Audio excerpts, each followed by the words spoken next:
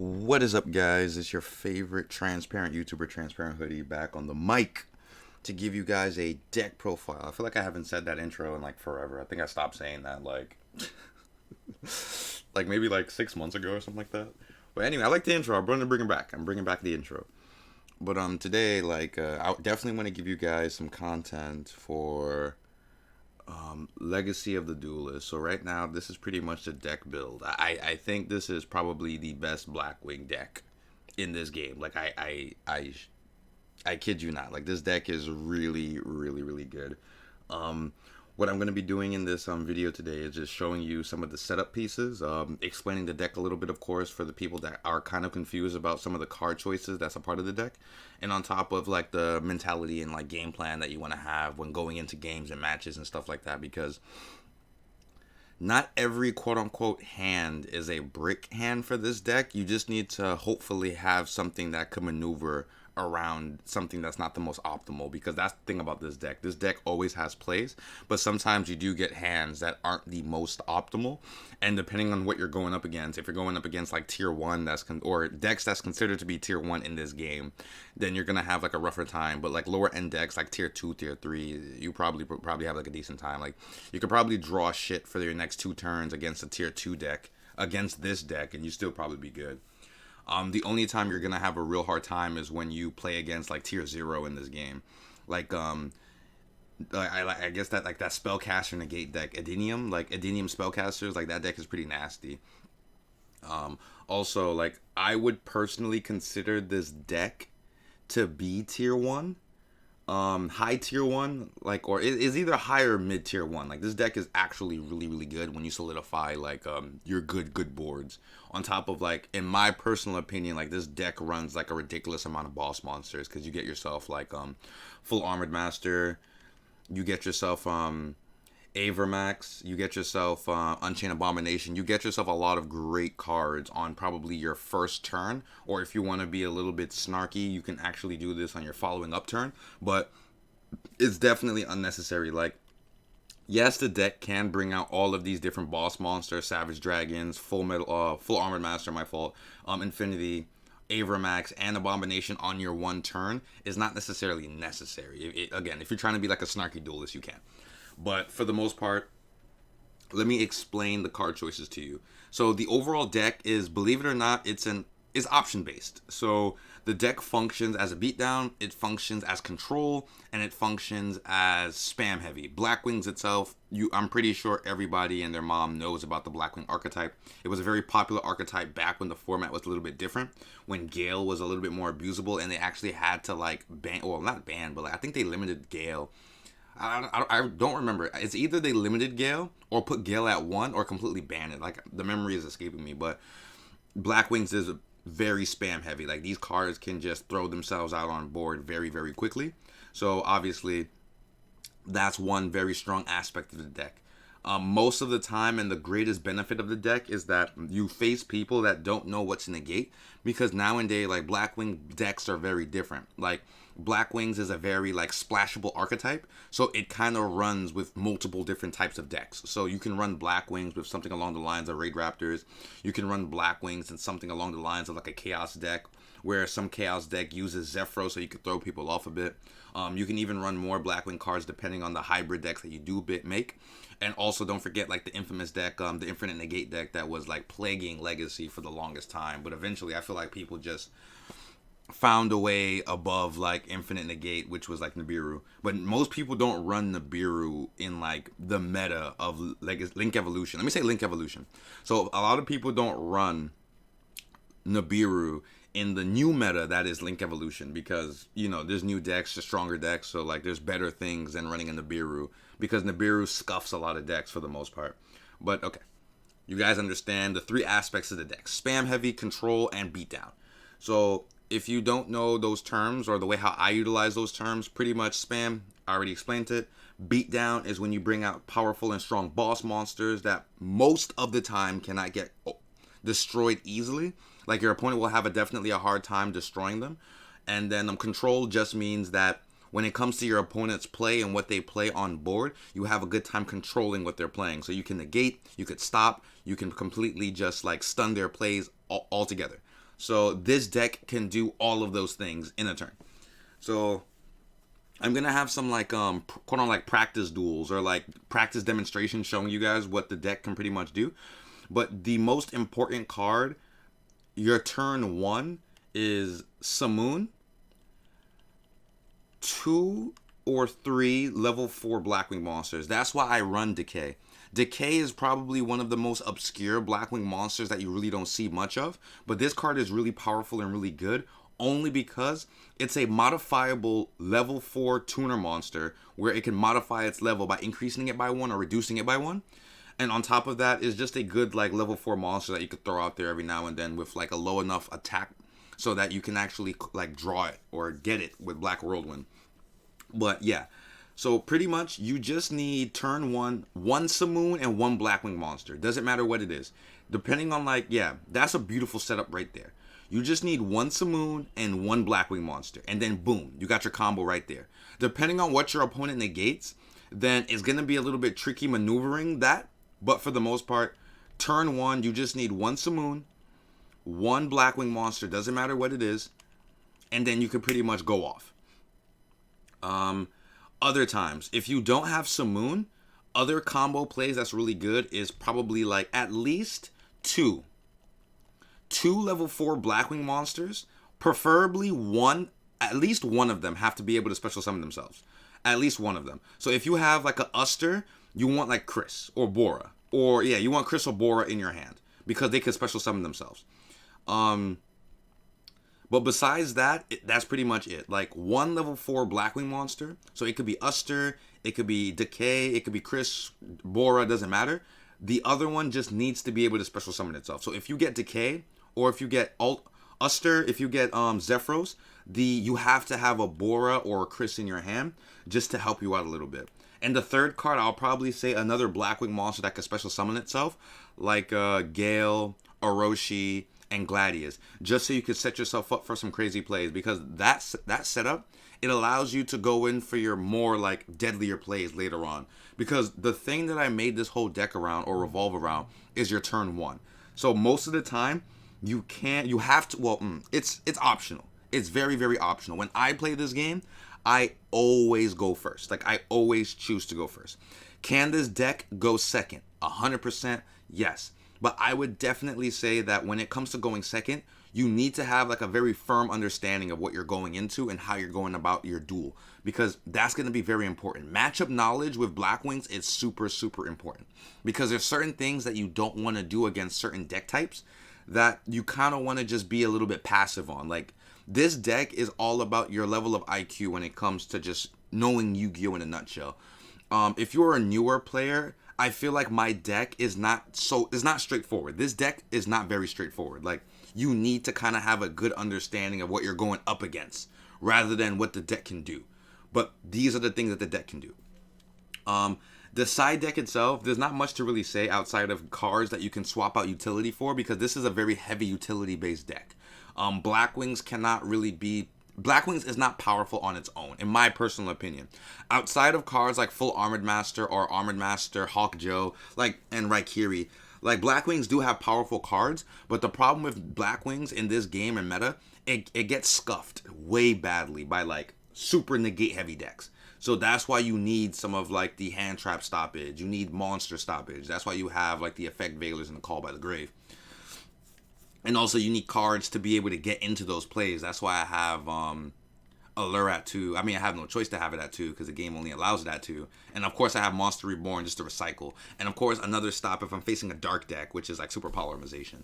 Like, I'll probably say some of the worst matchups that this deck has is against other dark decks that run super polymerizations, like Dark Lord, zombies, vampires, anything. Like, those are the decks that my deck have nasty, nasty issues with. And then on top of that, like, Allure of Darkness is just a really good card in a nutshell. Like, it's self-explanatory. It gets you +2, -1, plus that -1 really isn't a -1 because you have, like, Uster to help you out. But, yeah, and plus, like, you can always swap out your utility depending on the type of decks you're going up against. So, like, Effect Veiler, I mean, it's super simple to know what to swap out. So, depending on what your opponent is playing, the cards that you definitely want to swap out is going to be Effect Veiler, You want to swap out Call by the Grave, and you also want to swap out Monster Reborn if you feel like you don't need it. Other cards you can swap out is definitely Buster Dragon and Olion. So those cards you could definitely swap out all of them. Everything else is a mandatory in the deck, but those cards you could definitely swap out. I'll also argue you can swap out Super Polymerization if you want to, but for the most part, like even in the extra deck, if you want to swap out cards with your side deck, you definitely want to take out Starving Venom, and you only want to take out Union Carrier, because if you're not going to be using the Buster Dragon, then take out Union Carrier, because that's the only thing that Union Carrier is here for, is for the Buster Dragon. But besides that, everything else is pretty much essential in the deck. Like, you need these things. And then, depending on what you choose to swap out, you can swap out for, obviously, Dreadlock, Ash Blossom. If you want to go second, if you want this deck to go second, I would suggest doing the Instant Fusion and then Millennium Eyes Restrict play, just so that when you go second, you don't have to worry about too much like shenanigans and stuff like that when you're going second. You can instantly stop a lot of stuff by instantly going like Instant Fusion and then Millennium Eyes Restrict. But keep in mind, if you go that route with Predaplant, like you can't special summon anything after you do that initial special summon with Predaplant. So be very, very careful.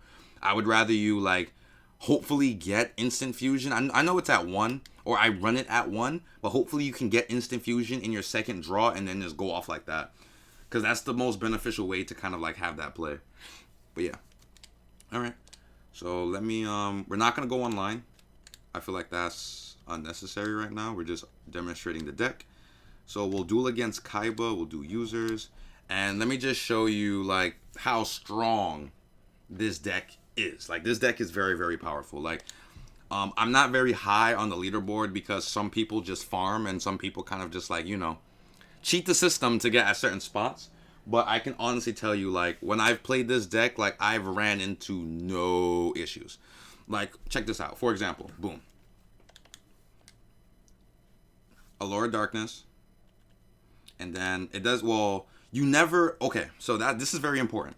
You never, ever, ever want to send one of your level 4s to the banish zone. You don't ever want to banish one of your level 4s unless you have multiple. So this is a pretty good hand.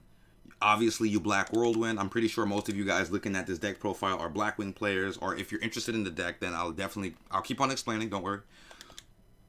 You normal summon Chris, of course, get the effect of Black Whirlwind. Activate the effect. And this is where you start off. Obviously, Kaiba isn't running 4 billion negates, so you don't have to worry about too much. But you usually want to go for Orochi, or you want to go for Hamonten, because these two cards are a one-time special summon. Just like Gladius in my hand, they're a one-time special summon for the game. Or for your turn, my fault, not the game, but for your turn. So you usually just want to go for Gladius first, because Gladius, you need to only control one other Blackwing monster on board.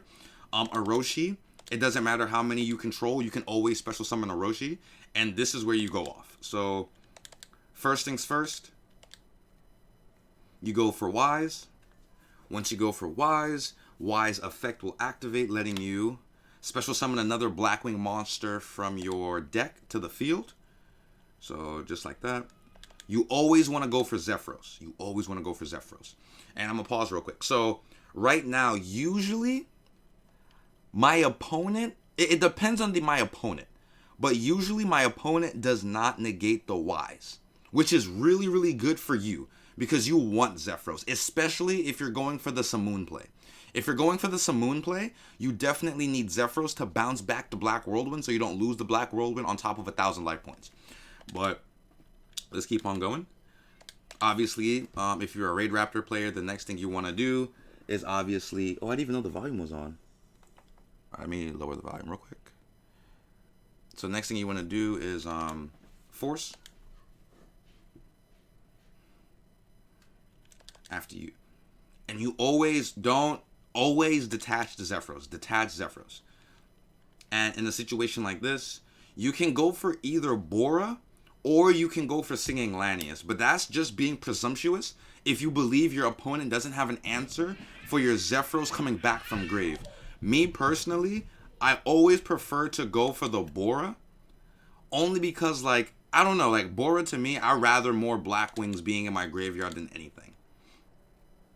All right, you get that rank up. Do this. Do this. Boom. All right. Next thing you do, you special summon Bora. And I'm gonna take another pause.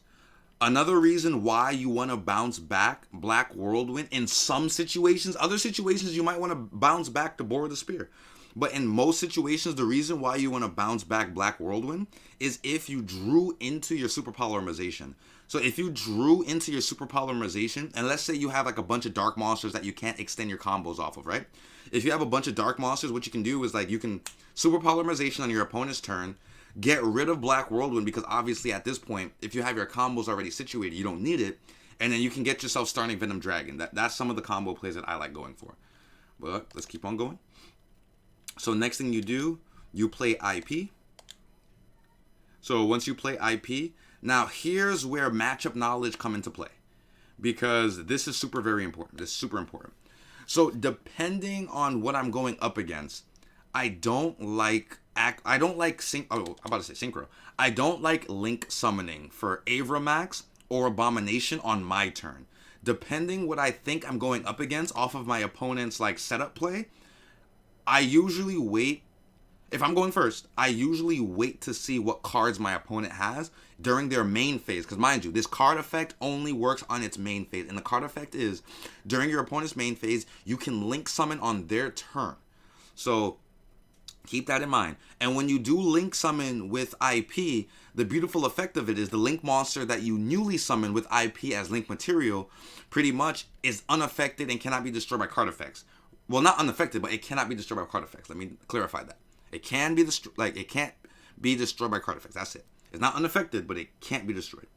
So I like doing this on my opponent's turn only because like it gives me an opportunity to see what they're playing. Because if they are playing something along the lines of Cyber Dragons, if they're playing Kaijus, then I get fudged bad. Like, because then my setup play is completely destroyed. They know what to do on their turn to completely scuff my play. So it's a hard headache.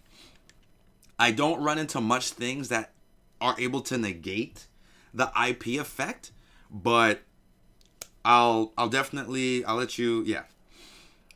Again, it's super situational. I really don't run into much things that negates my IP effect, but it could happen. Like, I'm definitely going to put it out there. It's very possible.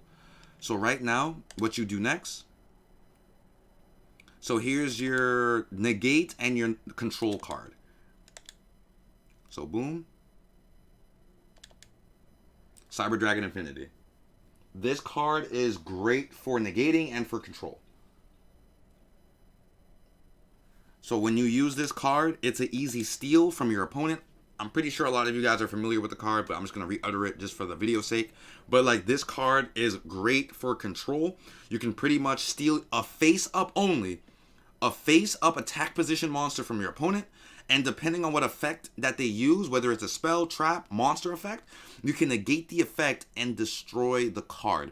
The only types of card that Cyber Dragon Infinity can't respond to right away is counter cards. So that's why I think his counter fairies is really strong against this deck as well. But don't worry, like if you go first and solidify a decent board, you should be able to handle counter fairies and stop some of their setup boards because their deck requires a lot of setup.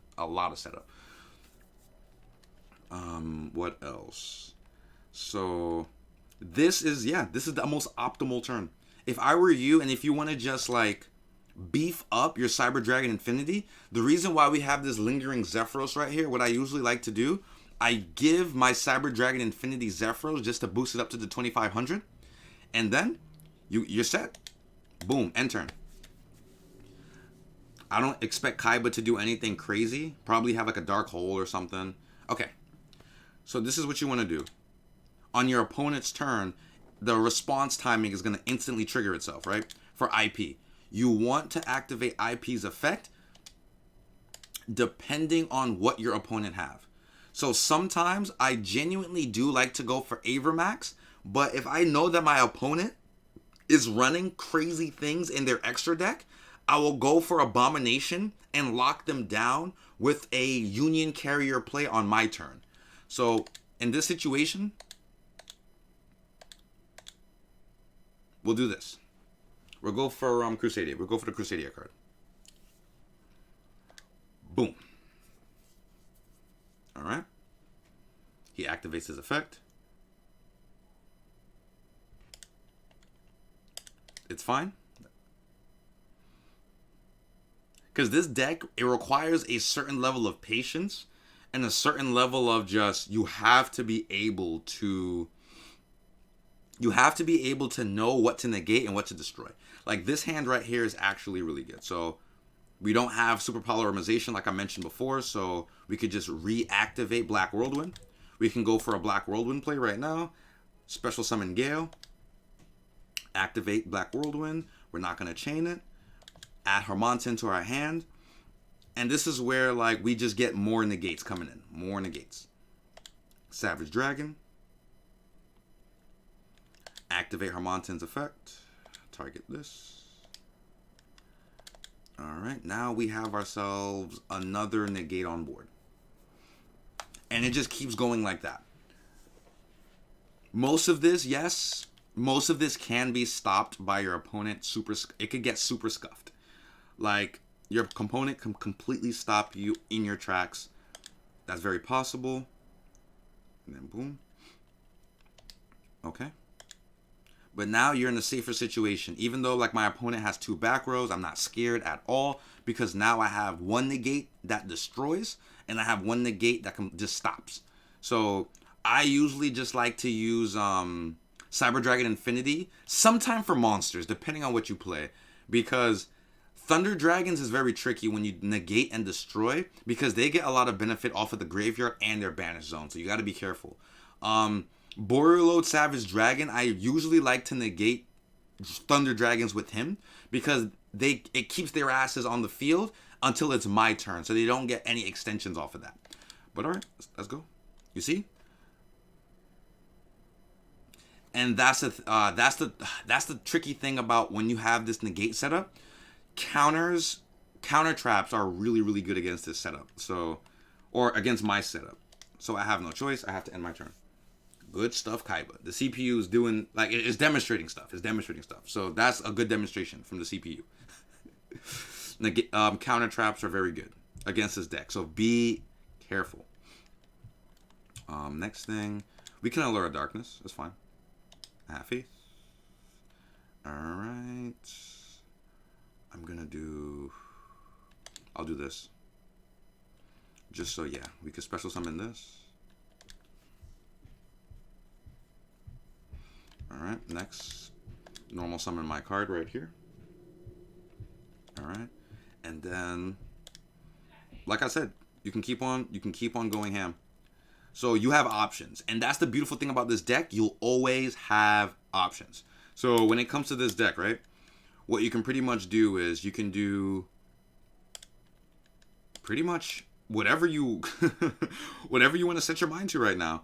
Because what you can do is you can go for the Christian. You can go for Christian. You can link up. Pretty much, you can link summon Abomination from that play, which is actually pretty good. Or you can Union Carrier. Union Carrier would be pretty good. If you had a Blackwing monster in your hand, you could have gone for nothing. Like, there's so many options you can go for that could make this deck look a bit overwhelming, but it's all a matter of just like what your opponent has at the time and what you could potentially go for and set yourself up for next play. So in this situation, this is what we're going to do. I'm just going to go for the... Oh, wow. We can't go for Union Carrier. My fault. I'm sorry. So we can't go for Union Carrier. I'll just go for... the Christian. Yeah. The Kriston. My fault. Kriston. And then activate this effect. Activate this effect as well. We're not going to be chaining anything. So Olion gives us a token. Awesome, cool, boom. And then Christian gives us a tuner. I love going for Paniki or Panaki, however you want to say the name. I love going for that card because it's such a great card. And then now, boom, boom, use it for 2, and boom, we can go for Abomination. So guys, like I mentioned earlier on in the video, you can go for some stuff. Like obviously Kaiba's not doing anything and he's not stopping me. So obviously that's another reason why I'm able to just have this crazy board out. But this is just straight up the potential of the deck. So we go to attack. Alright. And with Abomination's effect. Abomination, because this card does not destroy... Oh, okay. Because this deck, not card. Because this deck has a bad time with back row, unless I have Savage Dragon or Infinity on board, when I do get out Abomination, I always go for back row. I feel like that's your safest bet. Always go for back row when you're just trying to be safe. And then keep on going. All right. Let's do some damage. All right, yeah. And then the beautiful thing about Paniki, we get to go +1. So usually, if you have banished cards, you want to go for Uster. If you have a decent amount of Blackwing cards in your graveyard, you go for Blizzard. It's 100% up to your discretion. But for right now, we'll go for Blizzard. And then Abomination gives you the added effect of being able to destroy another card. If your opponent still have lingering cards on board, you could just destroy whatever you want. In my personal opinion, always go for back row. Never take the chance. Unless you know the back row isn't going to do anything to you, then of course destroy a monster if you want to, but always back row. I always go for back row. Just like this, we destroy the monster, clear up the board so he can't defend himself. And yeah, it's pretty much game. I think we have, yeah. It's pretty much a game. We could have gone for full Armored Master, but we don't have enough space. So yeah, GG's. Kaiba lost. And yeah, that's the deck. Alright, GG's Kaiba. Good game, good games. So guys, yep, that's the deck. I just wanted to show you guys one test duel. I definitely want you guys to experiment with the deck itself, have fun. Obviously, like, the deck is interchangeable. The only 3 cards I would say you should remove from your extra deck again is Union Carrier. Abomination is a card that you can take out, and a Starving Venom. But also, if you are going to take out cards from the extra deck, it has to correlate with the main deck itself. So if you are going to take out those 3 cards to swap out with different utility, then you definitely want to take out things like Super Polymerization if you're taking out Starving Venom. If you're going to take out Abomination, I mean, Abomination is pretty much a free side deck card, so you can pretty much, when you take out Abomination, you can just throw in whatever different cards you want. Like L.O.T.D Dragon, in my opinion, is a very, very good card against like mirror matches.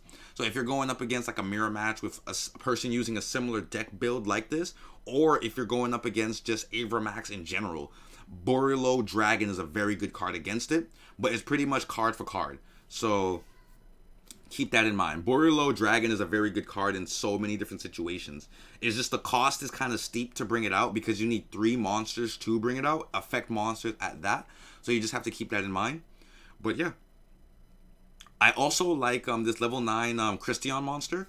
It's a very great card because it just throws cards that your opponent has into the banish zone, which is really, really good.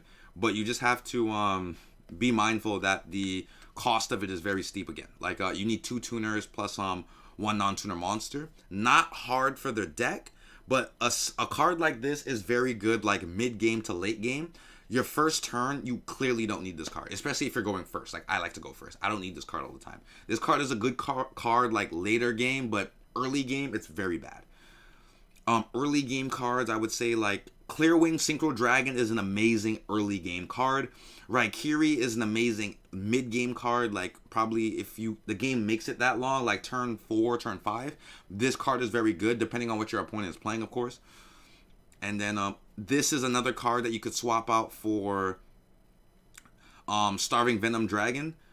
Just if you know for sure your opponent is playing a dark deck, or if you're doing multiple rounds, you could swap out this card for that.